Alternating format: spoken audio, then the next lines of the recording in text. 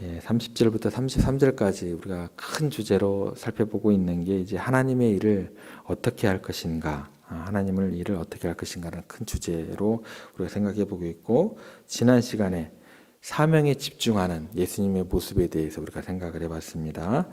예수님께서 이제 세례 요한의 억울한 죽음 앞에서 오히려 그 억울한 죽음을 당하지 않도록 도와주신다든지 그런 내용들이 나오지가 않아요. 그리고 오히려 한적한 중으로 피하셨다. 또 세례요한의 억울한 죽음 앞에서 항변하였더라. 가서 헤롯에게 잘못되었다라고 또 지적하라는 어떤 그런 모습이 나오지가 않습니다. 고쳐라 라는 그런 모습이 나오지 않고 한적한 곳을 피해 가셨다라는 거예요.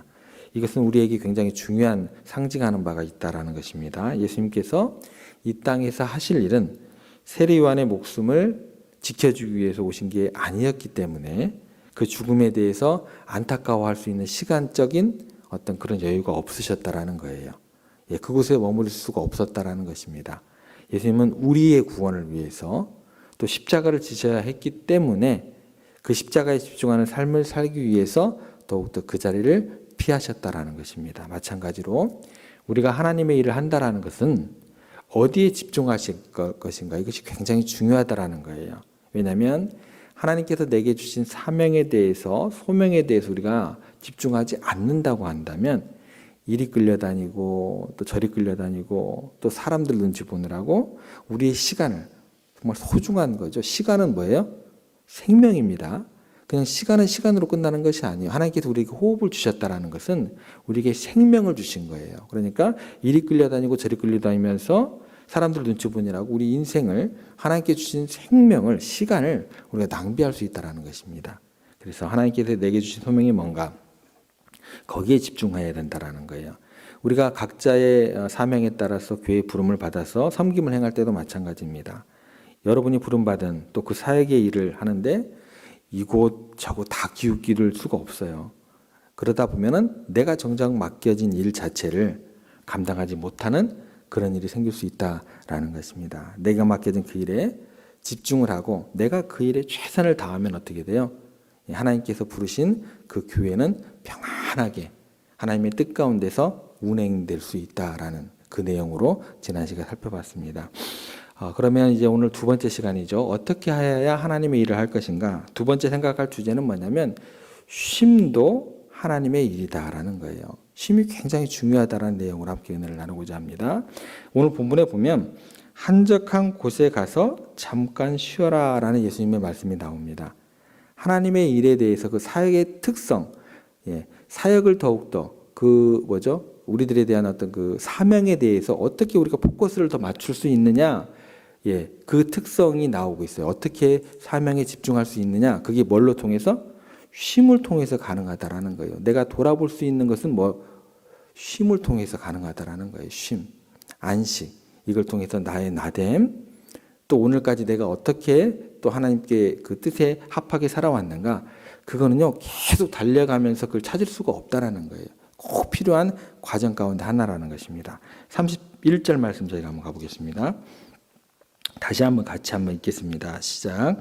이르시되 너희는 따로 한적한 곳에 가서 잠깐 쉬어라 하시니 이는 오고 가는 사람이 많아 음식 먹을 겨를도 없음이라. 예수님께서 친히 앞부분에 보면 뭐라고 얘기를 하시냐면 한적한 곳으로 가서 쉬어라 라고 말씀을 하세요. 이 짤막한 한 구절 가지고 우리들이 여기에서 삶의 지혜들을 생각해 볼 수 있다는 것입니다. 지금 이 구절을 읽으면서 이제 굉장히 좋아하는 사람들이 하나 있을 거예요.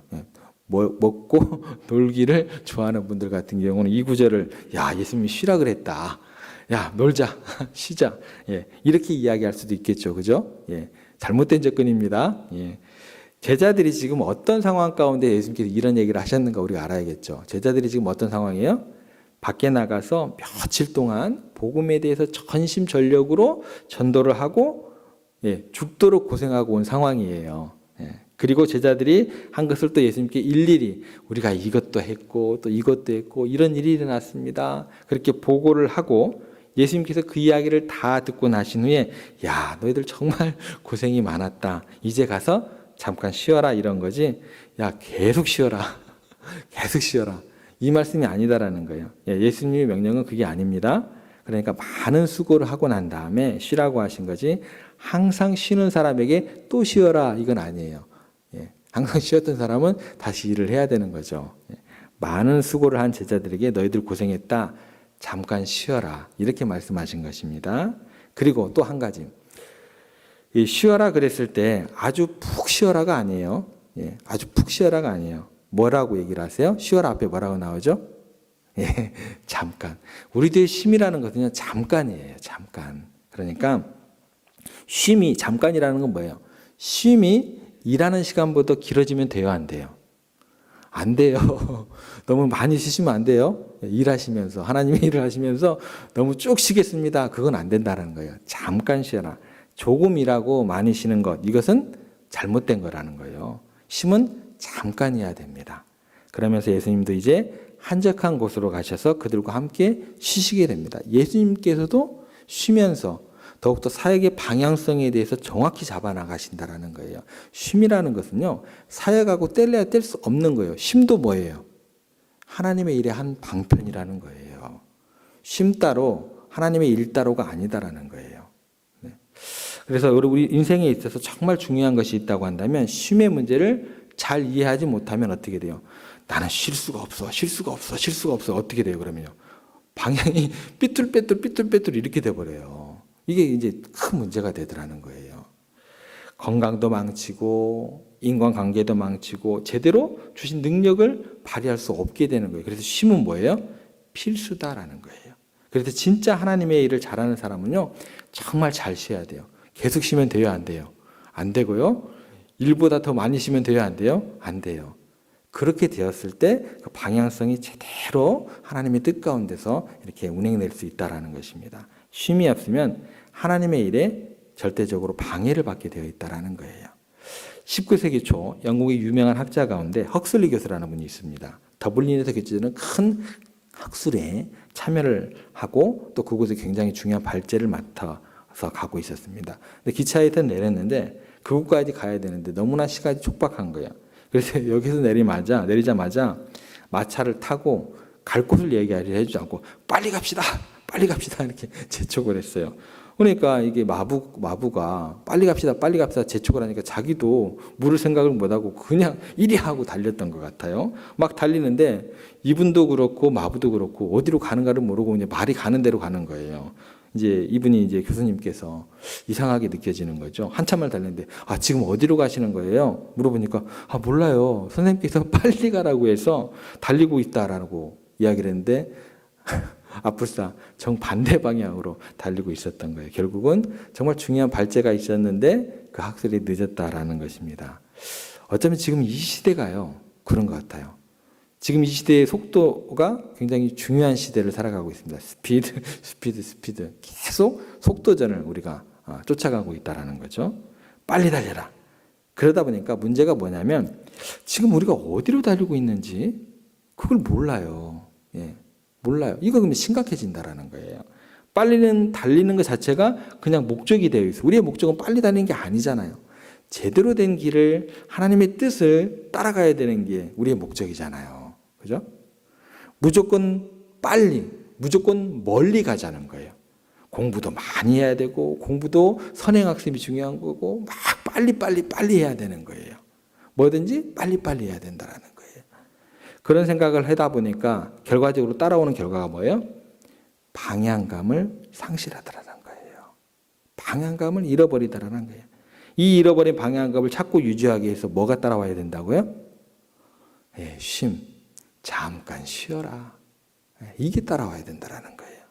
내가 어디로 가야 되는지 쉼을 통해서 천천히 생각을 꼭 하셔야 된다는 거예요. 예수님께서 한적한 곳으로 가자 했고 이 병행 구절에는 마태복음입니다. 우리가 지난 시간에 함께 읽었는데 오늘 안 읽었는데 마태복음 14장 13절 13절에는 이거를 어디로 가자고 얘기하냐면 빈들로, 다시 말해서 광야로 가자고 그랬습니다. 이 광야라는 곳이 어떤 곳인가?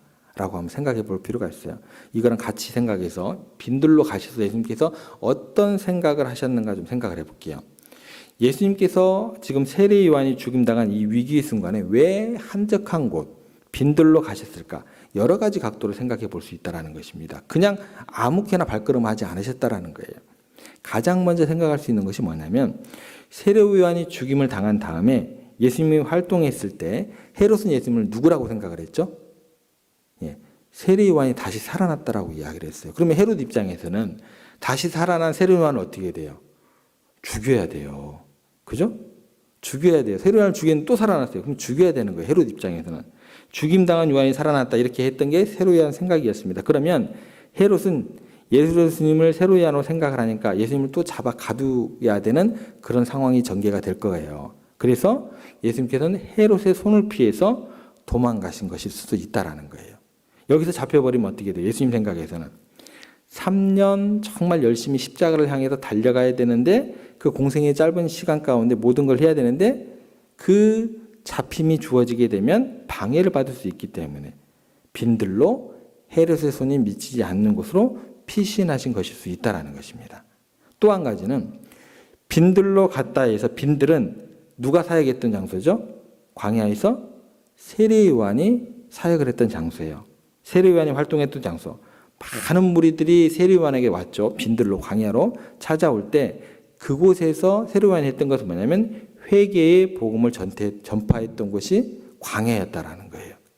그렇다면 예수님은 세례 요한을 추모하면서 어쩌면 내가 앞으로 나아가야 될 그 길이 어떤 것인가 다시 한번 생각해야 해요. 세례 요한이 자신을 위해서 길을 예비했던 그 세례 요한의 사역 장소에 가서 세례 요한에 대한 고마움과 그의 사역을 먼저 묵상을 했을 수도 있다라는 거예요. 아, 세례 요한이 내 길을 이렇게 이사야 선지자의 말씀을 가지고 선포를 했고 회개의 세를 이렇게 선포를 했고 이런 일들을 했었는데 그 생각을 가질 수 있는 다시 한번 정리할 수 있었던 그 시간이 먼저가 있었겠죠. 그리고 그 제자들이 복음을 전하고 또 세례 요한이 죽임을 당한 그런 굵직한 사건이 일어나면서 이 정치적인 격변 속에서 세례 요한의 그 묵상을 넘어서서 내가 앞으로 더 이익이 사역에 대해서 세례 요한이 죽고 난 후에 세례 요한이 그 평탄케 했던 그 길을 내가 밑거름 삼아서 나의 사역을 어떻게 펼쳐나가야 될까? 어떤 방향성을 가지고 펼쳐나가야 될까? 라는 것을 생각을 했겠죠. 예수님 입장에는 일기는 어떤 걸까요? 광야에서 똑같이 세례 요한이 회개의 선포를 외쳤던 그 광야에서 예수님은 어떤 것을 하셨죠? 40일 금식 기도를 하셨어요.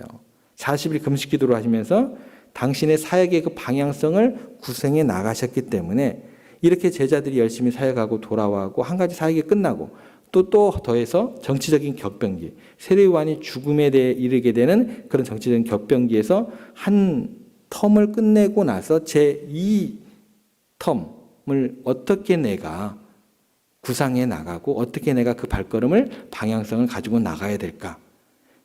다시 그 시간들을 쉼을 통해서 가질 수 있었다라는 것입니다. 사역의 방향을 하나님 앞에 결정했던 초심이죠. 광야에 가서 40일 금식했던 것처럼 정치적인 경락 속에서 다시 제2기 다음 상은 어떻게 할 것인가? 하나님을 대면하면서 그 묵상 가운데서 다시 한번 사역에 대해서 방향을 설정하는 그 기회를 삼으셨을 것이다라는 거예요. 마지막으로 네 번째로 예수님께서 사역을 딱 시작하시면서 이제 본인께도 아시실 거 아닌가요? 야, 세상은 악이 가득한 곳이다. 라고 생각을 하시지만 실질적으로 자기의 길을 예비했던 세례 요한이 죽었다라는 것은 예수님에게서는 더 크게 아픔으로 다가왔을 거예요. 그래서 세상의 악함과 추함에 너무너무 상처를 받으셔서 사람이 없는 곳으로 자연이 있는 곳으로 하나님의 창조의 세계로 가셔서 인간이 보이지 않는 곳에서 어쩌면 다시 한번 마음의 평안과 또 쉼을 누리면서 다시 한번 하나님께서 주신 사역을 위한 그 뭐라 그럴까요? 위로와 용기를 얻는 시간이 되었을 수도 있을 것이다라는 것입니다. 한 4가지 정도를 얘기했던 것 같아요. 그죠? 4가지 정도. 세례 요한의 그 죽음 앞에서 내 3년 사역에 집중하기 위해서 잠시 피신해 있는 그런 것들, 십자가를 향해서. 또 하나는 세례 요한에 대한 어떤 그런 그 사역에 대한 어떤 그 하나님께 올려드리는 그 묵상의 시간들. 또 하나는 다시 초심으로 돌아가서 40일 금식했던 그 광야로 가서 한 시즌이 끝나고 난 다음에 다시금 예비했던 그것을 밑거름으로 해서 내가 다음 사역의 방향을 어디로 갈 것인가.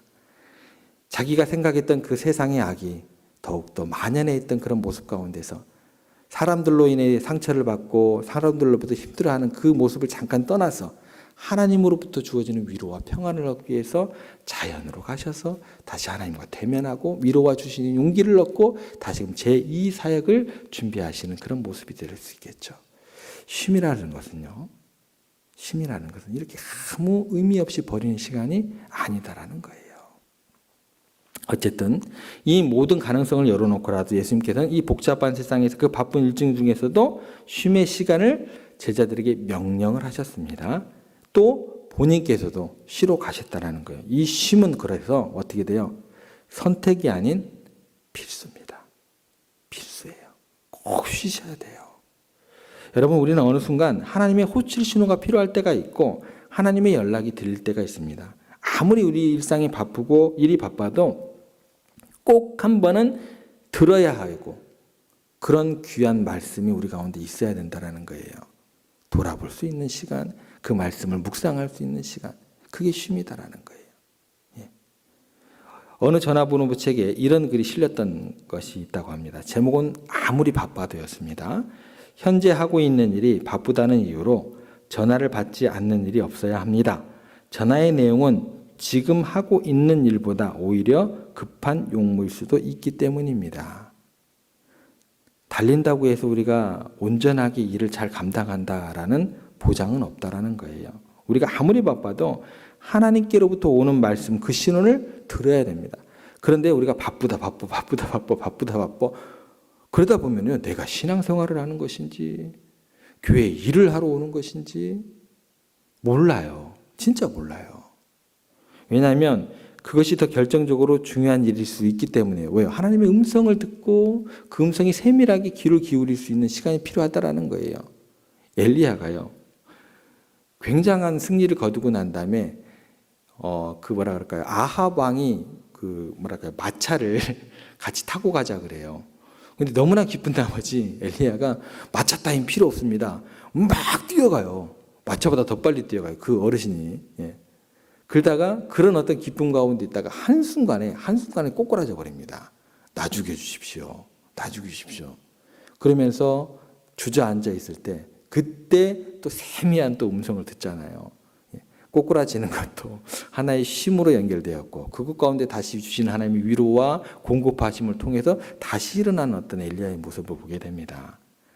하나님의 호출 앞에 하나님을 만나기 위해 빈들에 가셨고 하나님과 대면하면서 자신을 돌아보는 귀한 시간을 가지셨던 그 예수님처럼 우리들도 하나님을 만나기 위해서 바쁜 삶에서 꼭 벗어나서 빈들로 가는 그 쉼을 통해서 일상 속에서 우리가 듣지 못했던 말씀을 듣거나 혹 들었어도 깨닫지 못했던 말씀을 우리가 깨달을 수 있는 시간을 꼭 가지셔야 된다는 거예요. 그 순간 하나님께서 우리에게 주시는 마음은 평안, 기쁨, 그리고 소망일 수 있습니다. 또한 더 중요한 건 뭐예요? 우리에게 주시는 사명을 향한 도전, 그 방향성에 대해서 흔들리지 않도록 그 하나님을 대면하면서 우리가 그 방향성에 대해서 다시 재점검을 할 수 있다는 것입니다. 우리가 하나님을 인격적으로 만나는 시간은 그래서 우리에게 너무나 소중한 시간이다라는 거예요. 하나의 쉼을 통해서 더욱더 깊게 하나님을 만날 수 있다는 것. 아무리 바빠도 쉼을 통해서 하나님을 인격적으로 만나는 시간을 가지시는 그런 여러분들 되시기를 주님의 이름으로 부탁을 드립니다.